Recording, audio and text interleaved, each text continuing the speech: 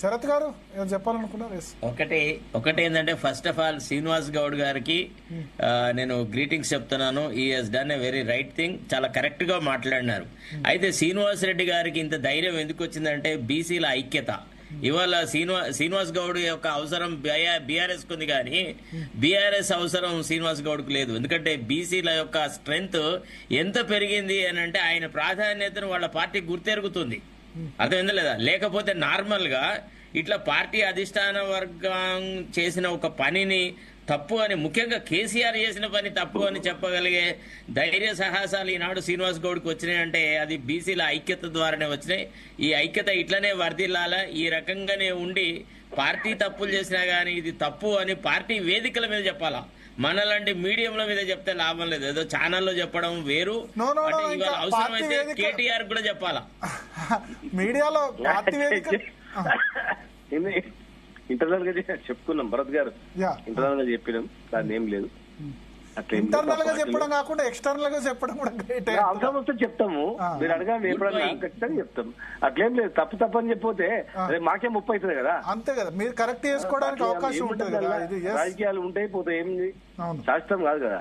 మనం ఒక క్లారిటీతో ఉండాలి. మనం నార్మల్ గా భరత్, బీఆర్ఎస్ లాంటి పార్టీలో ఒక బలహీన వర్గాలకు చెందిన వ్యక్తి ఇంత ధైర్యంగా మాట్లాడడం అనేది చాలా అసహజం. ఇప్పుడు వాతావరణం మారింది. రాజకీయ వాతావరణం మార్పు వల్ల ఇవాళ వాళ్ళు వాళ్ళ స్థాయిలో కూర్చొని, అసలే ఎక్కడండి మేము చూడకపోదా ఎట్లా చూసేవాళ్ళు ఎమ్మెల్యేలని, మంత్రులు ఎట్లా చూసేవాళ్ళు, అక్కడ సెకండరీ సిటిజన్ స్థాయి, ఇదంతా రకరకాలుగా ఉండేది. ఇవాళ మారిన రాజకీయ పరిస్థితులలో శ్రీనివాస్ గౌడ్ గారు మాట్లాడుతున్న మాట రాజకీయాలను ఒక మంచి తోవకు తీసుకుపోయేలా ఉన్నాయి. నిజంగా ప్రజాస్వామ్యవాదులు అందరూ కోరుకున్నది అదే. ఎందుకంటే ఈ జంపింగ్ జిలానీల వల్ల పార్టీ వ్యవస్థలు సర్వనాశనం అవుతున్నాయి. దీనివల్ల రాజకీయాలలో విలువలు లేకుండా పోతున్నాయి.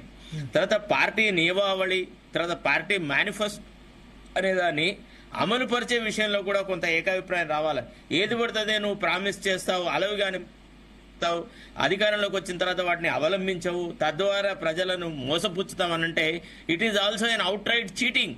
అట్లా జరగకుండా ప్రజాభిప్రాయం అనేది కేంద్రీకృతం కావాలని నా అభిప్రాయం. నేను I appreciate Srinivas Goud for his bold statement. Rakesh Reddy గారు చెప్పండి. సో శ్రీనివాస్ గౌడ్ గారు క్లారిటీగా చెప్పారు, ఎస్ మా పార్టీ అప్పుడు తప్పు చేసింది, అట్లా చేసేది లేకుండే, బట్ ఇప్పటికైనా చట్టం రావాలి. చట్టం రావాలంటే మీరు చేయాలి, కేంద్రంలో ఉన్న వాళ్ళు. యాంటీ డిఫెక్షన్ లా చేయాల్సింది మీరే. ఫస్ట్ దయచేసి ఇప్పుడు ఓకే, శ్రీనివాస్ గౌడ్ అన్న గారు నాకు ముందు నుంచి తెలుసు. ఇప్పుడు శరత్ గారు అన్నట్టు శ్రీనన్న ముందు నుంచి ధైర్యవంతుడు, ఆయన పోరాట నాయకుడు, ఉద్యమ నాయకుడు. ఇవాళ ధైర్యం కాదు శ్రీనన్నకు ఉన్నది, ముందు నుంచే ఉన్నది శ్రీనివాస్ గౌడ్కు ధైర్యం. అయితే ఒకటి నేను అంటున్నది ఏంటంటే, బాగా ఈ పార్టీ ఫిరాయింపుల వల్ల ప్రజల సమస్యలు మరుగున పడుతున్నాయి. అసలు ఈ అవినీతి గురించి అడిగేవాడు లేడు, లేకపోతే ఇలా అబద్ధ వాగ్దానాల గురించి. అంటే ఎవరైనా సరే నేను చెప్పదలుచుకున్నది ఏది ఒక్కటి అండి, కోర్టులు ఎన్ని చేసినా ఏదో ఒక తప్పు చేసేవాడు ఏదో ఒక దారి వెతుకుతాడు. భరత్ గారు మీరు గమనించాల్సింది, చాలా మంది చాలా మార్పులు వచ్చినాయి, చాలా చేంజ్ చేశారు. చాలా చేంజ్ చేసినా గానీ నేను చెప్తాను చూడు, మొన్న ఏదో స్పీచ్లు అన్నట్లు, అంటే బస్ స్టాండ్ లో పాకెట్ కొట్టేవాడికి ఏం చెప్తామనే విధంగా మనం చెడిపోయినోడికి ఎన్ని చెప్పినా విధానాలు మార్చుకోగలుగుతాడండి. కానీ అసలు ఒక ఎమ్మెల్యేగా ప్రజలు ఎన్నుకున్న ప్రజాప్రతినిధిగా వాళ్ళు ఏ గుర్తు మీద ఎన్నుకున్నారు? ఒకటి అధికారం ఉంటే వేరు, ప్రతిపక్షంలో ఉంటే వాళ్ళ సమస్యల మీద పోరాడాలండి. లేకపోతే నీకు 8,000 కోట్ల దామచర్ల పవర్ ప్రాజెక్ట్ నుంచి ఎవరు మాట్లాడతారండి? లేదు కాళేశ్వరం ప్రాజెక్ట్ నుంచి ఎవరు మాట్లాడతారు? తులం బంగారం గురించి ఎవరు మాట్లాడాలా? ఏదో ఒక ప్రతిపక్షం ఉన్నప్పుడే కదా. మరి ఇప్పుడు ఓకే, గతంలో వాళ్ళు చేసిండ్రు అంటే అదే కదా, పత్రికలను కొన్నారు, ప్రతిపక్షాలను కొన్నారు, అన్ని కొన్నారు కాబట్టి అవినీతి అంతా ఇప్పుడు బయటకు వస్తున్నది. లేకపోతే ఆ రోజే స్ట్రాంగ్ ప్రతిపక్షం ఉంటే కాళేశ్వరం ఇన్ని అవకతవకలు జరిగేది కాదు. ఇన్ని అవకతవకలు జరగకపోతే తెలంగాణ ప్రజల డబ్బు వృధా అయ్యేది కాదు. నేను అనేది ఏంటంటే, చివరికి సామాన్య ప్రజలు, పేద ప్రజలకే నష్టము. ముఖ్యంగా రాజకీయ నాయకులే ఇది స్వయంగా వాళ్ళు కంట్రోల్గా ఉండాలా. రెండోది, ఇది అన్నిటికన్నా ఎక్కువ ఎందుకు ఎక్కడవుతుందో భరత్ మీరు గమనించాల్సింది ఏంటంటే, ఈ అధికార పార్టీ రాజ్యాంగ విలువలు లేని మంత్రులు, ముఖ్యమంత్రుల వల్ల ఈ సమస్య వస్తున్నది. వీళ్ళు ఏం చేస్తున్నారంటే, ప్రతిపక్షం ఎమ్మెల్యేలు ఉన్న దగ్గర అన్ని రకాలుగా కట్టడి చేస్తున్నారు. నిధులు ఇవ్వకపోవటము, ప్రోటోకాల్ పాటించకపోవటము, వేద వీళ్ళు ఇంటి సొమ్మిచ్చినట్లు. ప్రతిపక్ష మంత్రి ఇప్పుడు మేము 48 మంది ఉన్నాం. 48 మంది ఉంటే ముఖ్యమంత్రి ఏం చేస్తారండి? మమ్మల్ని అధికార పార్టీ ఏం చేస్తుంది? 48 మంది ఒక్క తాటి ఉంటే గచ్చని అనిపించచ్చు గవర్నమెంట్ ని. మీరు ఎందుకు అంటే ఇప్పుడు ఉదాహరణకు ఒక్కటండి, ప్రజలు ఏం తప్పు చేశారు?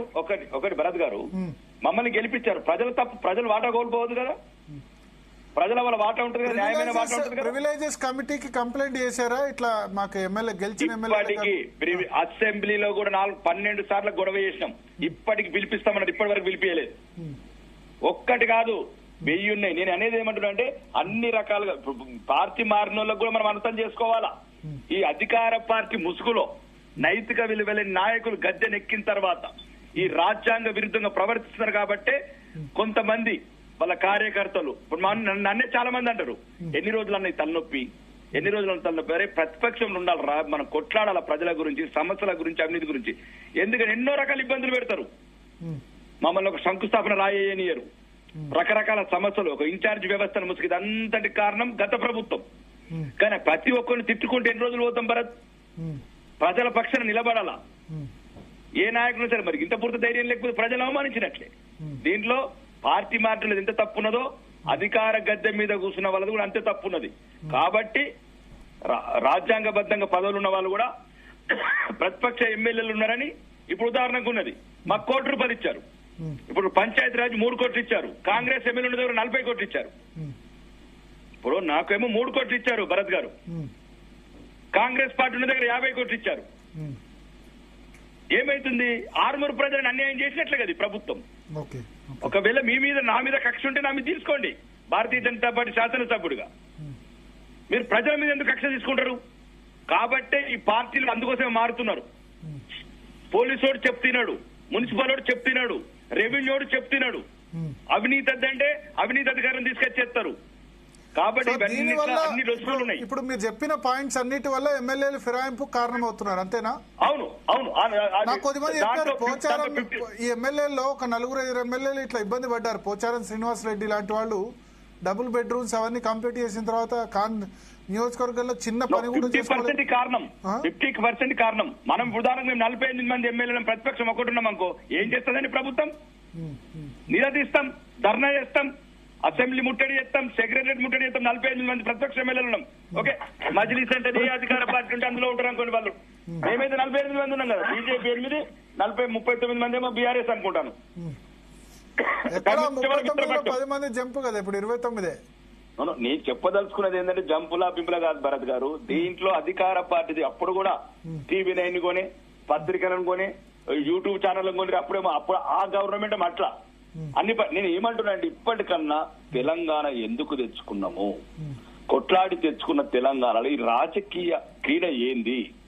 ఇది అసలు మనం ఎందుకు ఈ తెలంగాణ గురించి అందరు మర్చిపోతున్నారు భరత్ గారు. నేను చెప్పదలుచుకున్నది ఏంటంటే నిరుద్యోగ సమస్య అట్లనే ఉన్నది, నీళ్ళ సమస్యలు అవినీతిమయమైంది, అవినీతి నీళ్ళు వాడుతున్నాయి, రకరకాల అవినీతి. తెలంగాణ తెచ్చుకున్నది రాజకీయ క్రీడ, అంటే దుష్ట క్రీడ ఆడుతందుకు కాదు.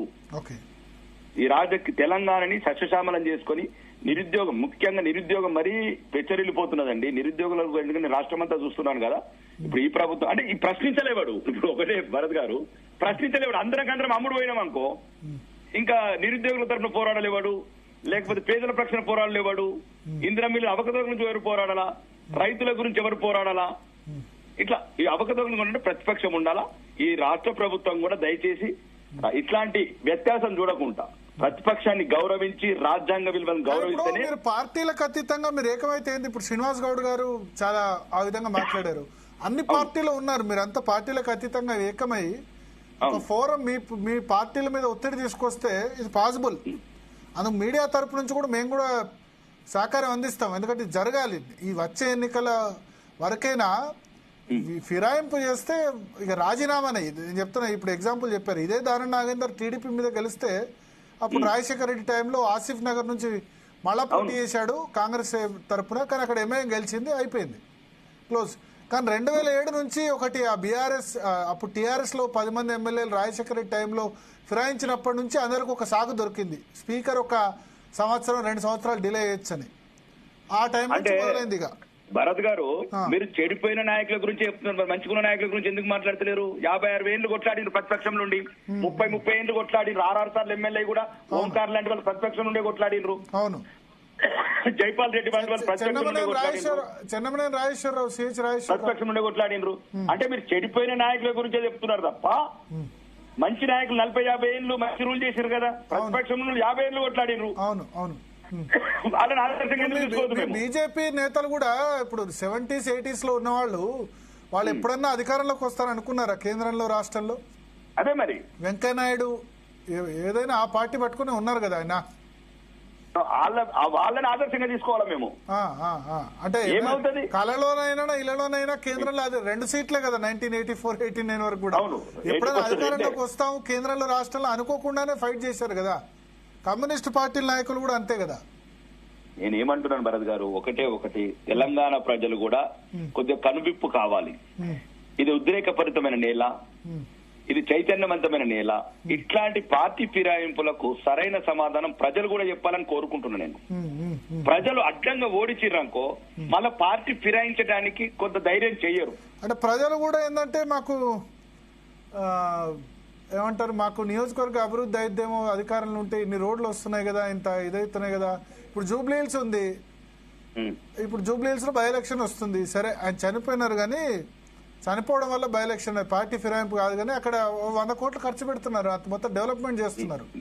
సో అట్లా ఇప్పుడు ఫిరాయింపు ఎమ్మెల్యేల చోట్ల కూడా ఎలక్షన్ వచ్చిన చోట కూడా అట్లా ఆ విధంగా జరుగుతుంది అభివృద్ధి. అట్లా కొన్ని జరగడం తప్పలేదు భరత్ గారు. మీరు మళ్ళా ఇదే ఏమంటున్నానంటే ఇట్లా వారం రోజులలో పార్టీ ఫిరాయించుడు.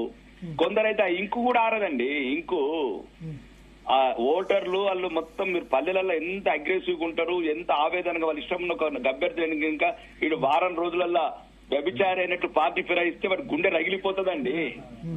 మీరు అంటలేరు. రాజకీయ వ్యభిచారులను మారాల్సిన అవసరం ఉన్నది. ప్రతి ఒక్కరిని సమర్థించుకుంటున్నాడు. ఒక్కొక్కడు 1000 కోట్ల కాంట్రాక్టులు తీసుకుంటా పెద్ద పెద్ద మాటలు చెప్తున్నారు, రాజ్యాంగబద్ధం విలువలు చెప్తున్నారు. ఇది కాదు. అసలు నిన్ను గెలిపించిన ప్రజల్ని గౌరవిస్తావా, గౌరవించవా? ఫస్ట్ నిన్ను గెలిపించిన చేతులు, నేను కమలం కావచ్చు, చేతు కావచ్చు, కారు కావచ్చు, ఏదన్నా అవమానాల పాలవుతే అది కూడా టైం ఉంటుంది భరత్. అవమానాలకు కూడా టైం ఉంటుంది, ఒక 3 ఏళ్ళు. వారం రోజులలో ఏం మారిందండి ప్రపంచము? మరే కొంపలు. అంటే నేను చెప్పే తెలంగాణ ప్రజలకు రిక్వెస్ట్ చేసేది ఒకటే, ఈ రాజకీయ వ్యవస్థ ఇప్పుడున్న తెలంగాణలో పుచ్చు పట్టింది.